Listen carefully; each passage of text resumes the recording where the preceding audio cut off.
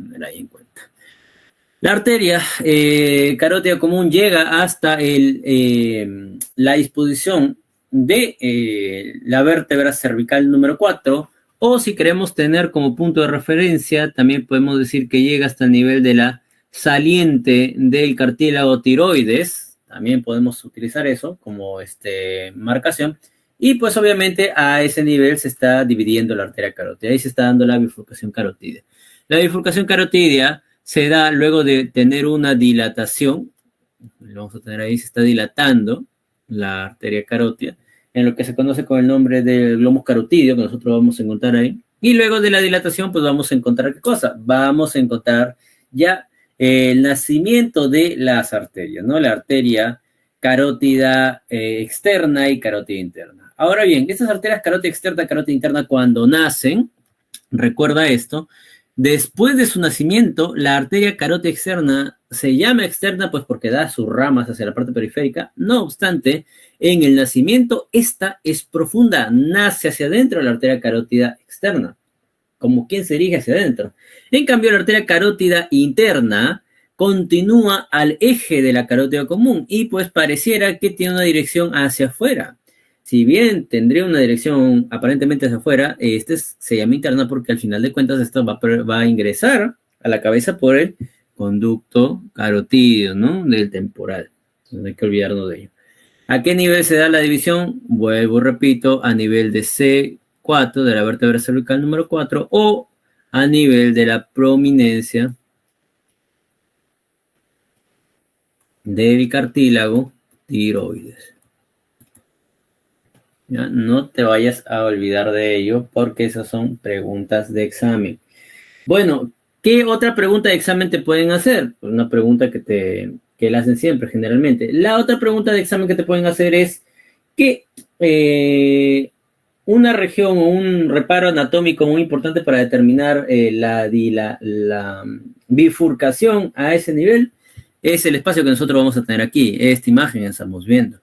La disposición que me queda entre la vena yugular, nosotros vamos a encontrar aquí, entre la vena yugular interna, entre la vena facial o el tronco tirolinguo facial, también conocido así, y el nervio hipogloso, el 12º par craneal.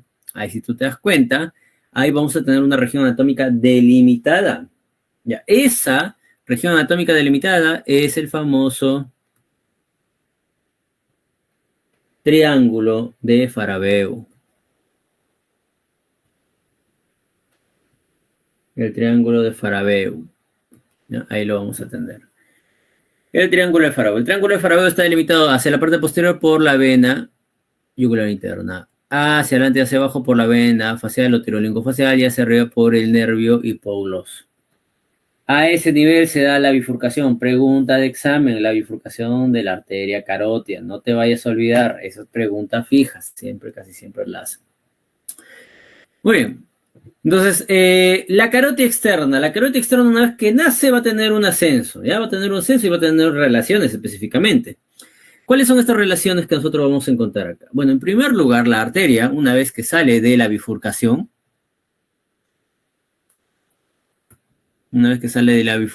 carotídea, va a pasar, si tú te das cuenta, sale de la bifurcación carotídea, asciende, ¿ya? Asciende, vamos a encontrar por aquí ascendiendo, y luego va a ubicarse a esta región que nosotros vamos a encontrar aquí es la región carotídea, ¿ya? La región carotídea superior.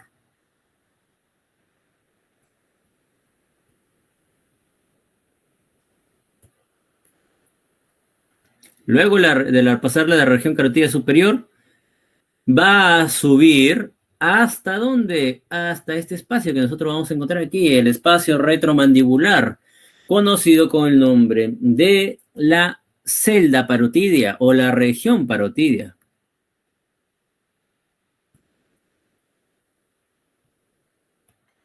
Pero lo va a hacer pasando una serie de estructuras musculares, que nosotros vamos a ver aquí, una serie de estructuras musculares a través de las cuales la arteria carótida pasa. Estos músculos son los músculos que parten desde la apófisis estiloides, Los músculos estíleos, que al estar interconectados unos con otros, forman el famoso diafragma estíleo.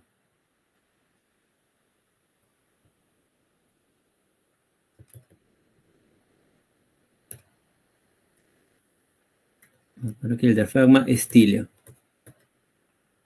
El diafragma estíleo. ¿Ok? ¿Cuáles son los músculos que están conformando al diafragma estíleo? Bueno, el más periférico de ellos, que lo vamos a poner, el más periférico de ellos, lo vamos a poner acá, ¿sí? Este es el, vamos a ponerlo acá, acá otro. Y acá otro. Ahí están los músculos estíleos. Estos músculos estíleos que nosotros vamos a encontrar aquí están envueltos por una membrana, por su fascia, cada uno. Y esta fascia obviamente se extiende de un músculo a otro, formando todo el famoso diafragma estíleo. Ahí lo vamos a tener. Los músculos están envueltos por su fascia muscular, cada uno de ellos. Entonces, estos músculos, ¿cuáles son? Bueno, el más externo que nosotros vamos a encontrar aquí, el más externo de ellos, viene a ser el que va desde la apófisis estiloides hasta el hueso ioides. Viene a ser el músculo estiloideo.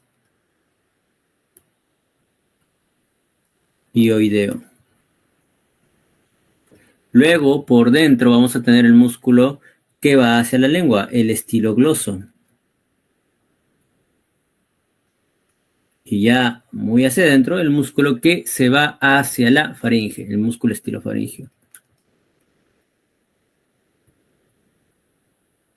Y recuerda que aquí obviamente no solamente están los músculos, sino que van a estar los ligamentos que se van desde la apófisis estiloides hacia, por ejemplo, el ioides, el ligamento estiloideo, hacia la mandíbula, el ligamento estilomandibular, ¿no? Esos ligamentos que nosotros vamos a encontrar aquí, estos dos. Recuerda, los tres músculos y los dos ligamentos que forman el famoso ramillete riolano. La arteria carótida, ¿por dónde está pasando la arteria carótida? Yo lo voy a encontrar ascendiendo. La arteria carótida.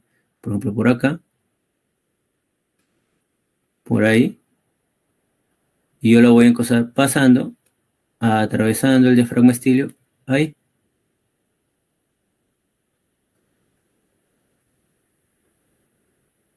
Pasa el diafragma estíleo. ¿Entre quiénes? Entre, y esa es pregunta de examen.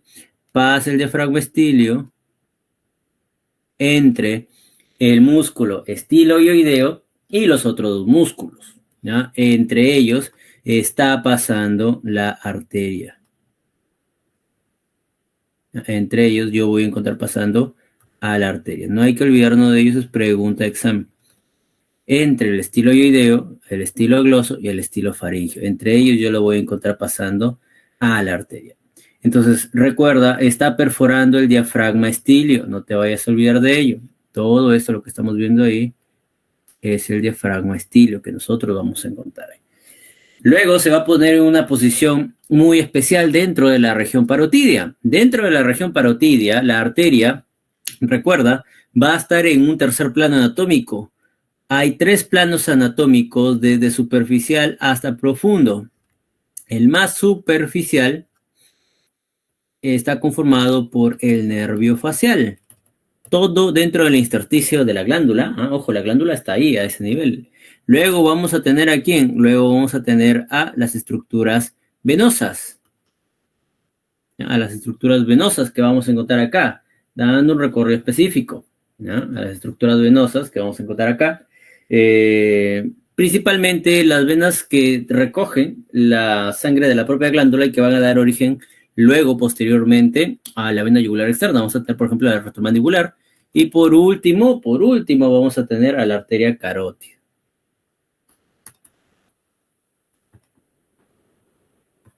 Recuerda que en la región parotidia tiene esta disposición. La arteria carótida pasa tercera en un plano anatómico especial, en tercer plano anatómico, ¿no? Hacia la parte profunda. Esta es la parte más profunda que vamos a encontrar ahí. ¿Ok? Entonces, vamos a ver que otras preguntas que te pueden hacer y que ha venido en los exámenes, por ejemplo, que a nivel, vamos a ver que a nivel de la región carotidia superior aquí, en su cara lateral, está cruzada por ¿quién? Cruzada por el hipogloso. ¿No? Cruzada por el hipogloso. Pregunta de examen que te vayan a hacer. ¿No? Estas son las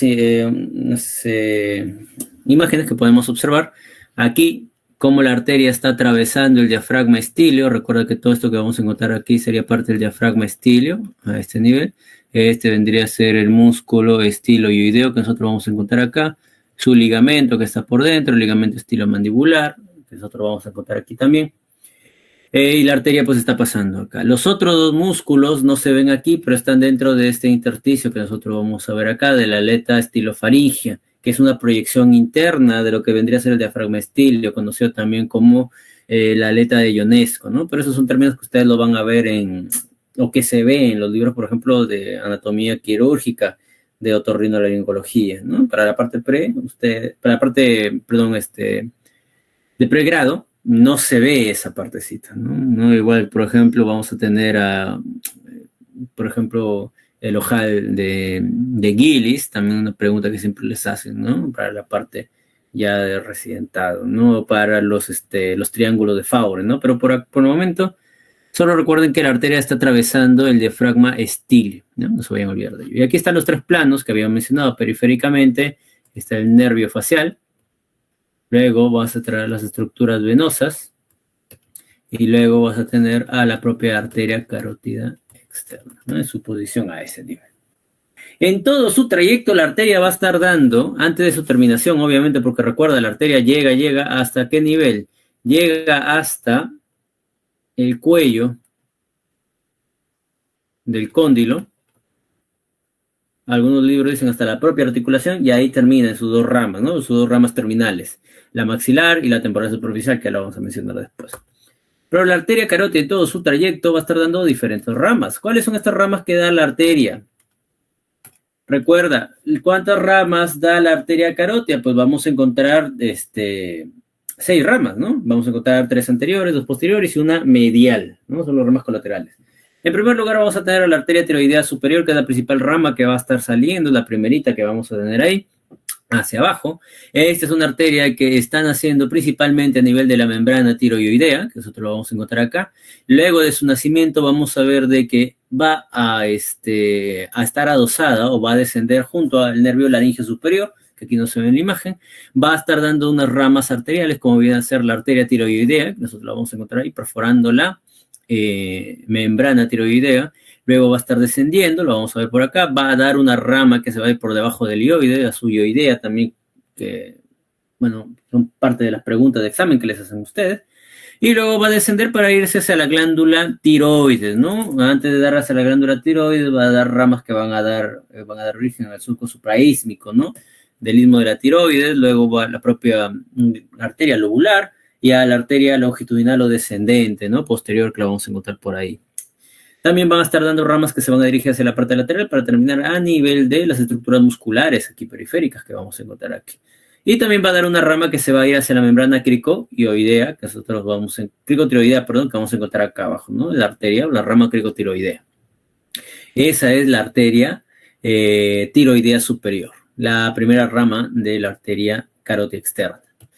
Luego vamos a tener a la segunda rama, más o menos 1 centímetro por encima, o ese es por un tronco común naciendo, viene a ser la arteria lingual. Ya la arteria lingual, una vez que nace, va a irse a hacerse profunda, aquí nosotros lo vamos a ver, pasa profundamente por encima del asta posterior, del asta mayor del ioide, se hace profundo aquí en el músculo hiogloso, que nosotros lo vamos a encontrar aquí.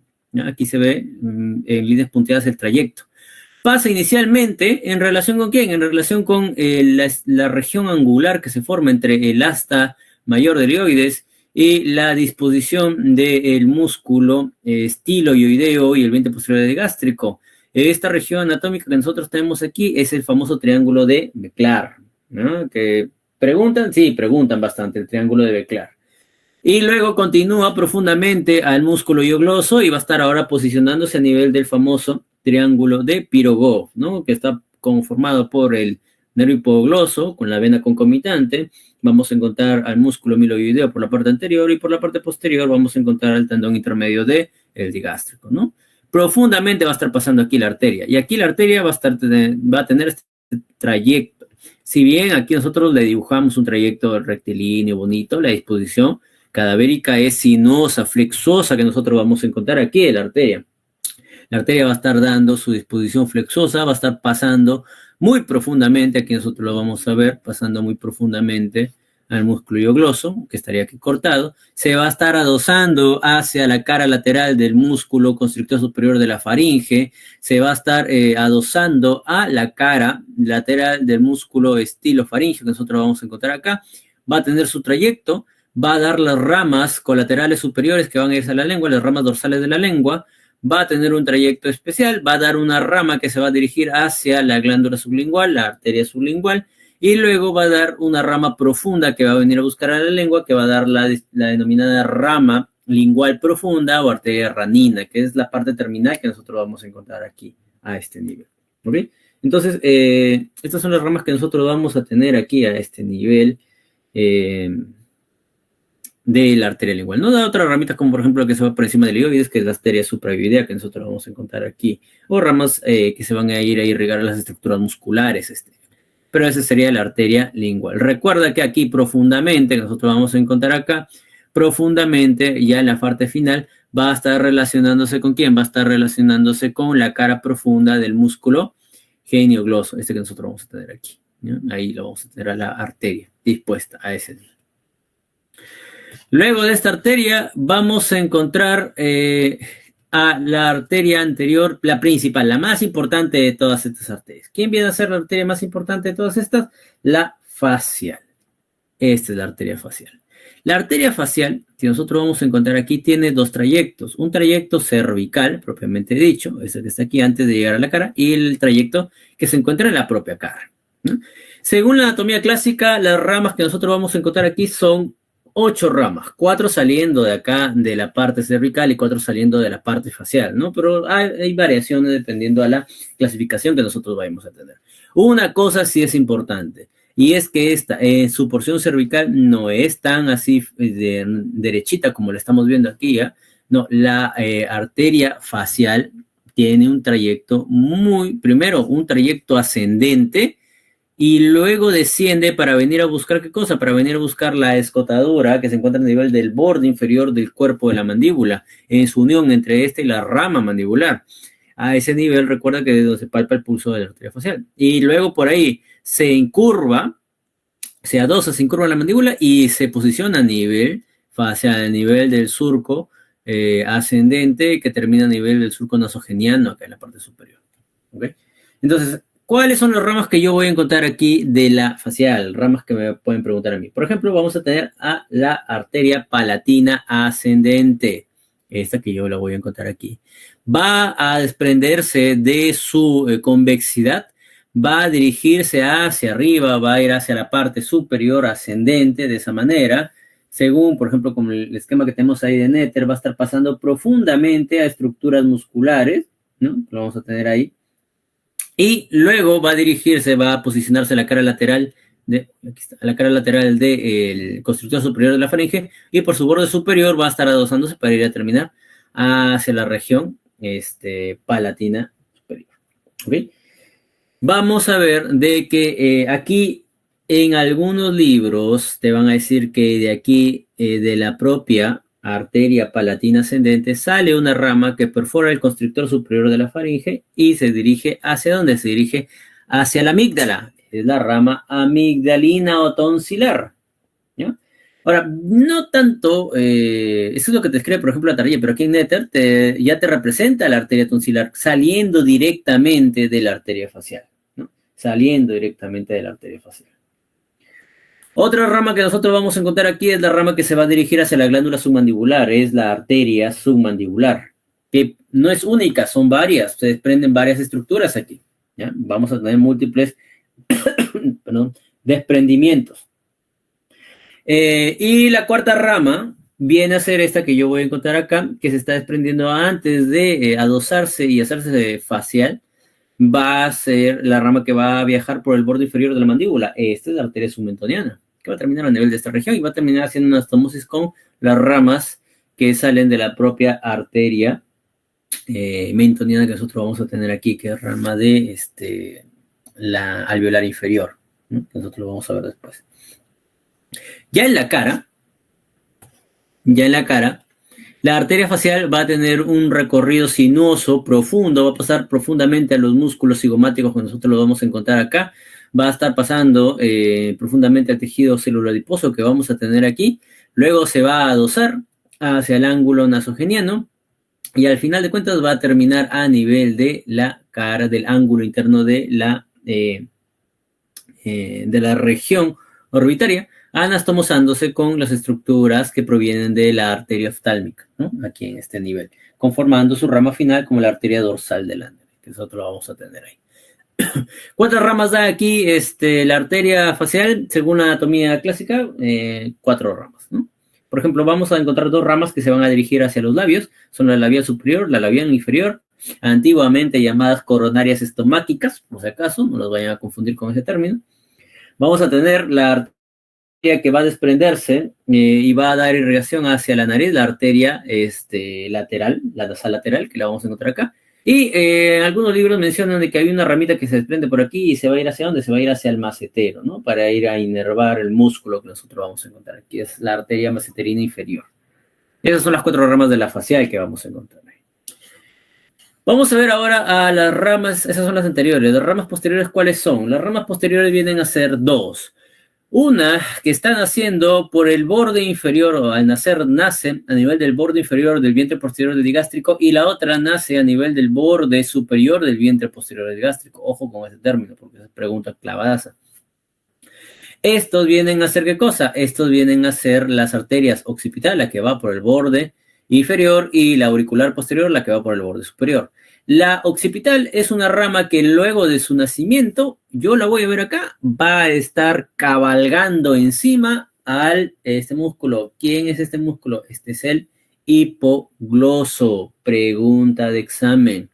La arteria occipital cabalga ¿qué par craneal? Al hipogloso. Pregunta de examen. Ahí lo estaba cabalgando, se monta encima de. Pasa profundamente al esternocleidomastoideo, aquí vamos a tener el occipital, cabalgando el hipogloso, aquí lo vamos a tener ahí. Pasa profundamente a los músculos que vamos a tener aquí, va a pasar por su surco vascular directamente en el hueso y luego perforando el tendón del esternocleidomastoideo va a terminar a nivel de la región occipital, dando irrigación a este nivel, ¿no? Da irrigación muscular y irrigación musculocutánea aquí en la parte superior. La arteria auricular posterior, como la vamos a ver aquí, está saliendo, está ascendiendo a este nivel y luego se va a dosar en el surco céfalo-auricular por la parte posterior de la oreja para dar irrigación tanto a la parte cutánea como para la parte auricular propiamente dicha. Y por último vamos a tener la arteria interna que nosotros vamos a tener acá, esa viene a ser la arteria faríngea ascendente. ¿Cuál es esa? Es esta que nosotros vamos a ver aquí, que nace entre el nacimiento de la tiroidea superior y la lingual. Nace la arteria, se hace profunda hacia adentro, se va a dosar, va a pegarse a la cara profunda de la faringe, a la cara profunda del músculo constrictor inferior, del constrictor medio y del constrictor superior, y aquí lo vamos a encontrar. Ahí está ascendiendo, asciende, dando irrigación perforantes hacia la faringe para terminar a nivel del borde superior del constrictor superior de la faringe, ¿no? Aquí lo vamos a encontrar. Entonces, esta arteria no solamente va a terminar aquí, sino que va a ascender y va a terminar a nivel de, pasando por las diferentes cisuras que nosotros vamos a encontrar acá, a nivel del hueso timpánico, del temporal, para perforar, obviamente, la parte ósea a través del tejido fibrótico y terminar dando irrigación a la caja timpánica, ¿no? Lo que nosotros vamos a encontrar acá. Y hay algo que también tenemos que mencionar y es que pregunta de examen, la arteria faringe ascendente es una rama, bueno, es una arteria que da una rama que va a perforar y va a ir hacia las meninges, la arteria meningia posterior, ¿ya? Entonces hay que tener cuidado, esta arteria meningia posterior va a meterse por el agujero yugular, ¿no? O agujero rasgado posterior, por ahí se mete y va hacia los meninges. Pregunta de examen que te van a hacer. Ok, entonces estas vienen a ser las ramas de la arteria carótida externa, ¿no? Para